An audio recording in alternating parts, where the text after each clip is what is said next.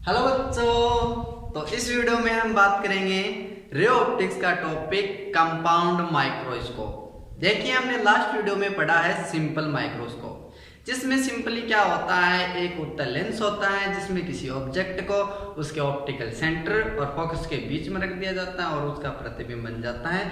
लेकिन बनने वाला प्रतिबिंब उतना आवर्धित नहीं होता है, हमें और बड़ा चाहिए, और आवर्धित चाहिए हमें। तो इसके लिए हम क्या काम में लेंगे, कंपाउंड माइक्रोस्कोप काम में लेंगे। ठीक है, तो चलिए अपने कॉपी पेन निकालिए और नोट्स बनाना स्टार्ट कीजिए। समझते हैं कि कंपाउंड माइक्रोस्कोप क्या होता है। तो चलिए सबसे पहले इसकी कंस्ट्रक्शन, इसकी बनावट को समझते हैं कि ये कैसा बना हुआ है।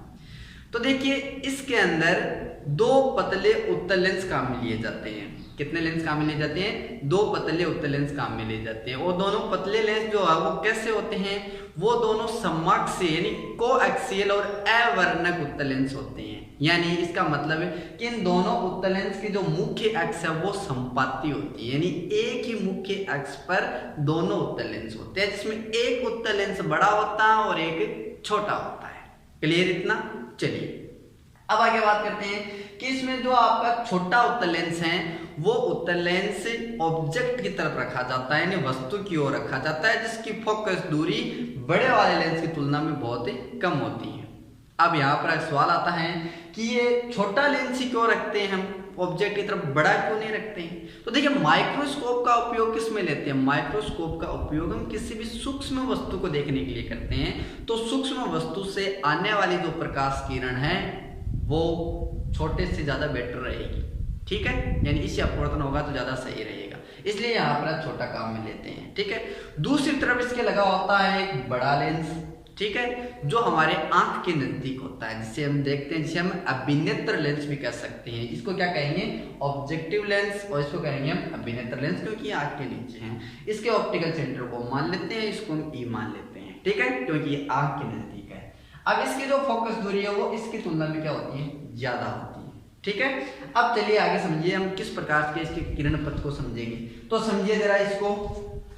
देखिए, इस किरण पथ के अंदर ये जो आपका ऑब्जेक्टिव लेंस है, इस लेंस के यहाँ पर कोई वस्तु रख दी जाती है ए और बी। अच्छा, ये वस्तु कहाँ रखी जाती है? ये वस्तु रखी जाती है इसके फोकस यानी एफ हो गया क्या, इसके फोकस और इसकी वक्रता के अंदर सी, या फिर लिख सकते हैं एफ और 2f के बीच में रखी जाती हैं। तो देखिए कैसे बनेगा, इससे प्रकाश किरण निकाली, ये फोकस होकर निकल गई, और दूसरी यहाँ से प्रकाश किरण निकली जो प्रकाश के अंदर से सीधी निकल गई। यहाँ पर इसका क्या बन गया? ए डैश बी डैश, प्रतिबिंब बन गया किसका?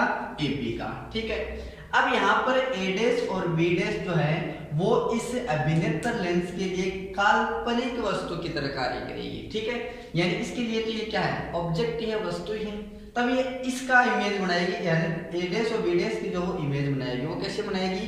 इसके समान, यानी इसके समान का मतलब ये हुआ ऐसे नहीं कितना ही बड़ा, यानी इसके जैसा ही सीधा ही बनाएगी। ये सीधा है तो इसकी इमेज सीधी बना लेगी, ए डबल डैश और बी डबल डैश। ठीक है, आगे बात समझ में? ठीक है, वो तो कहाँ बनेगा? इस आपके पास जो ऑब्जेक्टिव लेंस है इसके इधर बनेगा, यानी इस फोकस और इसके और अनंत के बीच में बनेगा। ठीक है, अब यहाँ पर बनाएगा कैसे? इन दोनों प्रकाश किरणें यहाँ से दोनों टकराएंगी, ठीक है, तो इनका जो प्रकाश किरण जो इधर निकल जाएगी, जब इसको हम पीछे की तरफ बढ़ाएंगे तो ये बी डैश पर मिलती हुई हमें प्रतीत होगी, इसका जो यहाँ पर प्रतिबिंब है वो बन जाएगा। क्लियर है क्या इतना? ठीक है, अब यहाँ से देखिए आपके पास ये जो ई है ये तो क्या बड़ा लेंस है और ये क्या है?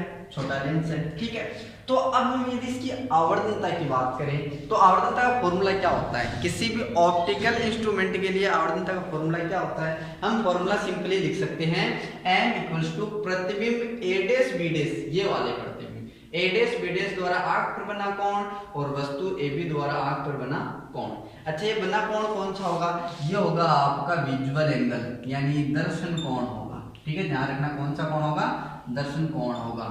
ठीक है, तो हम मान लेते हैं कि ए डैश और बी डैश के द्वारा बनने वाला कोण है वो बीटा है, और आपके पास जो वस्तु द्वारा बनने वाला कोण है दर्शन कोण, उसको हम अल्फा मान लेते हैं। ओके, क्लियर इतना? तो देखिए सिंपली हम लिख सकते हैं m equals to beta upon alpha बराबर इक्वल्स टू क्या आ जाएगा? tan beta upon tan alpha.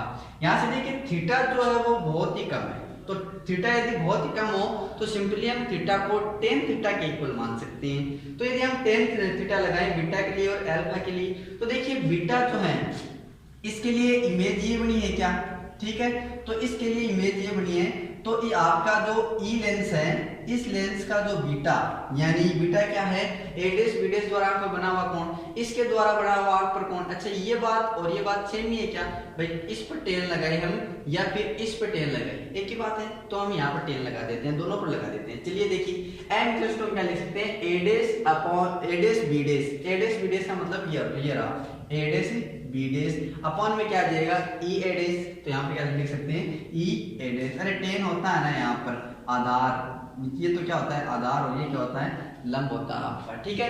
तो लंब बटे आधार हो जाएगा, ठीक है। क्लियर इतना। चलिए ये तो हो गया टेन बीटा की बात, टेन अल्फा लगाएं तो टेन अल्फा क्या लिख सकते हैं ए बी अपॉन डी। ओहो डी कैसे आ गया, देखिए आप A B upon D, A B क्या है, एल्फा है क्या, एल्फा है वस्तु द्वारा आर्क पर बना दर्शन कोण, तो वस्तु क्या है ए बी तो है, तो इसके द्वारा बना हुआ कोण क्या होगा, यहाँ से देखिए कोई इस प्रकार का ऑब्जेक्ट है आपके पास ए बी, ठीक है, तो इसके द्वारा आर्क पर बना गया कोण ये क्या होगा एल्फा होगा, लंब बटे आधार होगा, ठीक है।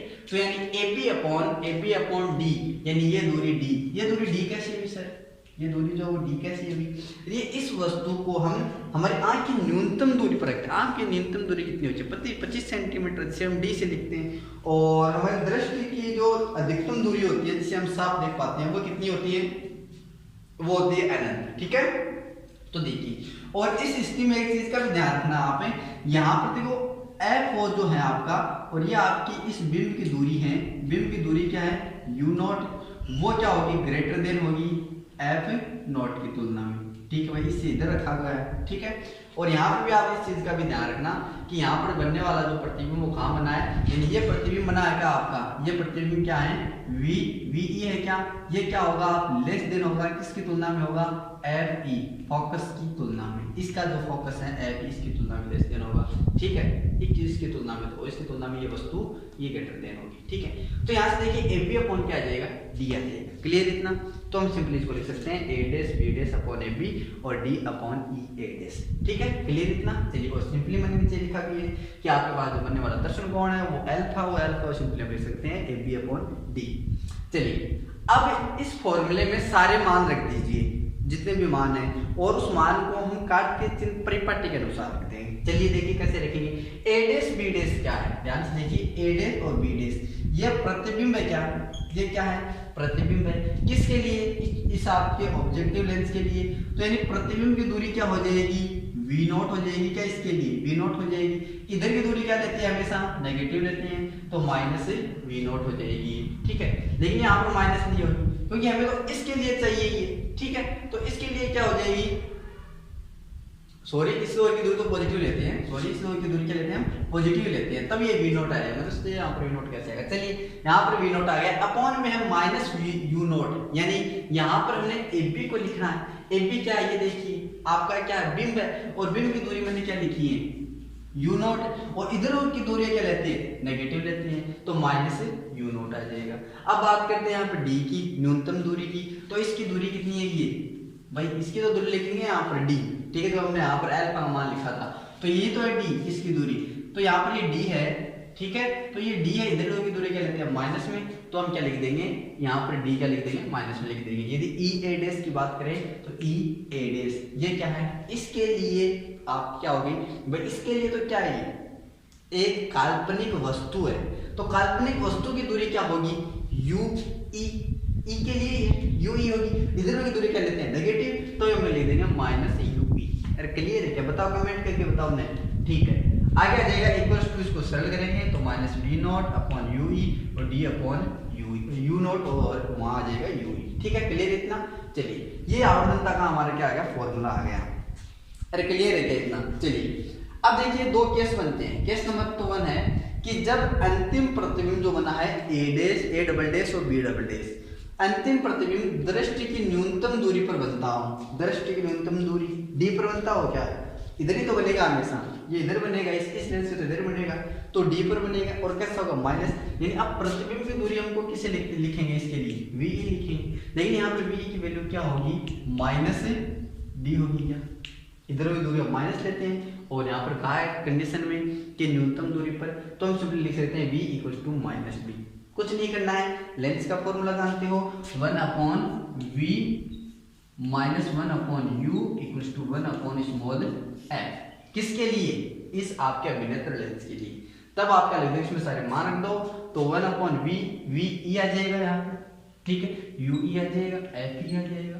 ve का मान क्या? -d 1/-d, और यहाँ पर -1/ue आ जाएगा, क्योंकि इधर भी माइनस में लेते हैं माइनस, और इक्वल्स क्या आ जाएगा 1/fe लिख देंगे।